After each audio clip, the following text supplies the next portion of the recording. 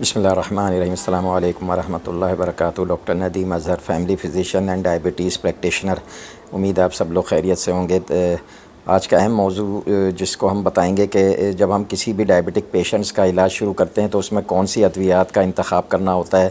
تو یہ بہت امپورٹنٹ ہے کہ جب ہم کسی ڈائبٹک پیشنٹ کے وہ کون کون سے فیکٹرز کیریکٹرسٹکس ہیں جن کو دیکھتے ہوئے پھر ہم ان کا جو دواؤں کا انتخاب کرتے ہیں، تاکہ اس میں بہت سی چیزوں کو دیکھا جاتا ہے۔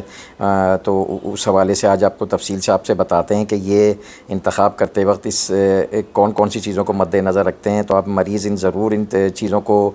ضرور اس بارے میں ایجوکیٹ ہوں، ان کو پتہ چلے کہ ہم جو ان کو میڈیسنز لکھ رہے ہیں وہ کس حوالے سے اور کیوں ان کو لکھ رہے ہیں، کیونکہ کبھی کبھی ایسا بھی ہوتا ہے کہ مریض اپنی دواؤں کو کسی اور کی دواؤں سے اس سے کہہ رہے ہوتے ہیں کہ وہ دوائیں کیوں نہیں لکھی اور ہمیں جو یہ دوا لکھی تو اس کی کیا وجہ ہے۔ تو اس بارے میں ضرور ان کو معلومات ہونی چاہیے۔ ڈائبٹیز کی دواؤں کے انتخاب میں سب سے پہلے جو چیز دیکھی جاتی ہے اس کو ٹائپ آف ڈائبٹیز، یعنی کہ وہ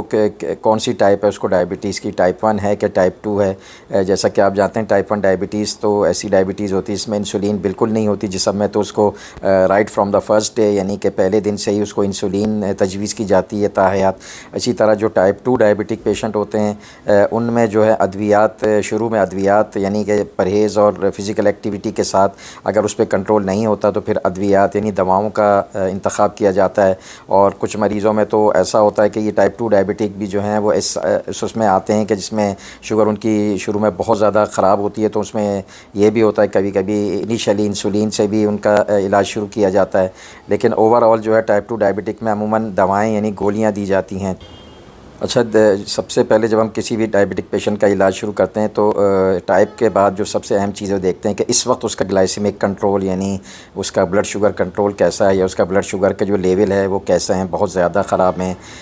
یا درمیانے ہیں یا بالکل ابھی انیشل اسٹیج پہ ہیں۔ تو اسی کے حساب سے پھر علاج شروع کیا جاتا ہے۔ اچھا، اس کے علاوہ اس مریض کی ایج یعنی اس کی عمر کو بھی دیکھا جاتا ہے، اس کا ویٹ دیکھا جاتا ہے، اس کو کوئی اور ہیلتھ کنڈیشن ہے اس کو بھی مد نظر رکھا جاتا ہے۔ اس کے علاوہ کوئی اس کو کمپلیکیشن ہے ڈائبٹیز کے حوالے سے اس کو بھی دیکھا جاتا ہے کسی بھی علاج کے انتخاب کے حوالے سے۔ یعنی جس وقت ہم اس کے علاج شروع کر رہے ہیں تو ہم نے یہ بھی دیکھنا ہے کہ اس وقت کوئی کمپلیکیشن جیسے کوئی کڈنی کی تو کوئی اس کو پرابلم نہیں ہے، کوئی ایسے ہے کہ جس کی وجہ سے اس کے کڈنی کا فنکشن متاثر ہو رہا ہے، یا ہارٹ کی کوئی ایسی کنڈیشن ہے کہ جس میں اس کو اسکیمک ہارٹ ڈیزیز یعنی کہ ہارٹ کے اٹیک کا کوئی چانس ہے، یا بلڈ پریشر اس کا بڑھا ہوا ہے۔ تو ان سب چیزوں کو مد نظر رکھتے ہوئے ایسے علاج پھر دیتے ہیں کہ وہ دوائیں جو ان کے ہارٹ کی ہیلتھ کو بھی اور کڈنی کی ہیلتھ کو بھی امپروو کرے اور ساتھ ساتھ اس کا گلائسیمک کنٹرول یعنی کہ جو اس کا شوگر کنٹرول ہے اس کو بھی بہتر بنائے۔ دواؤں کے انتخاب میں اس چیز کو دیکھا جاتا ہے کہ وہ کتنی ایفیکٹو ہیں، مطلب وہ کتنا اثر کرتی ہیں اس پیشنٹ کے حوالے سے، جو بھی اس کی تمام فیکٹرز کو مد نظر رکھتے ہوئے۔ اس کے علاوہ یہ بھی دیکھا جاتا ہے کہ ان دواؤں کا اس مریض پہ کوئی ایسے سائیڈ ایفیکٹ جو کہ ہم ہسٹری سے معلوم کرتے ہیں، کوئی ایسی چیز تو نہیں ہے جیسے اس کے کوئی پیٹ میں پہلے سے کوئی خرابی تو نہیں ہے جس کی وجہ سے کوئی ایسی دواؤں سے پھر بچا جاتا ہے جس سے مزید اس کی پیٹ میں کوئی خرابی، کوئی گڑبڑ نہ ہو، اس کو وامٹنگ، نوزیا وغیرہ نہ ہو، اس کا ایبڈومینل پین نہ اس کو شروع ہو جائے۔ تو اس حوالے سے سائیڈ ایفیکٹ کو بھی مد نظر رکھا جاتا ہے۔ دواؤں کے انتخاب کے میں ایک اور جو سب سے اہم چیز ہے جو کہ ہم آج کل کے معاشی صورتحال ہے، تمام لوگوں کی انفلیشن ہے، بہت زیادہ مہنگائی کا دور ہے، تو یہ بھی دیکھا جاتا ہے کہ وہ کاسٹ ایفیکٹونیس دیکھا جاتا ہے کہ وہ پیشنٹ جو ہے اس کو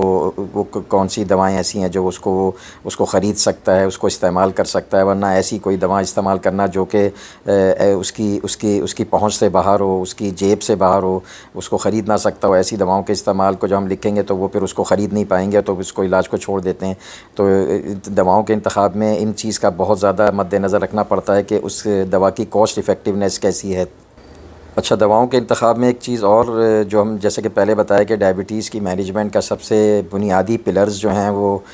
ڈائٹ کنٹرول اور فزیکل ایکٹیویٹی ہوتی ہے۔ تو ایسے مریض جن کو ہم یہ دیکھتے ہیں کہ ان کی فزیکل ایکٹیویٹی بہت اچھی ہے، مطلب ایسے مزدور پیشہ لوگ ہیں یا جن کا چلنا پھرنا بہت زیادہ ہے یا ان کی فزیکل ایکٹیویٹی بہت زیادہ ہے، تو ان کو ان کے حساب سے دی جاتی ہے۔ کچھ ایسے ہوتے ہیں جو کسی بھی وجہ سے، مطلب کسی معذوری کی وجہ سے یا کسی بھی اور وجہ سے ان میں ایسا رجحان ہے کہ وہ زیادہ چل پھر نہیں پاتے، فزیکل ایکٹیویٹی نہیں ہے، تو ان کو ان کے حساب سے پھر دوائیں دی جاتی ہیں۔ تو یہ یعنی ڈائبٹیز ایک ایسا مرض ہے کہ اس میں تمام چیزوں کو مد نظر رکھتے ہوئے، تو اس لیے ہمارے ایز اے ڈائبٹیشین یعنی کہ ایز اے ڈائبٹولوجسٹ ہمارے پاس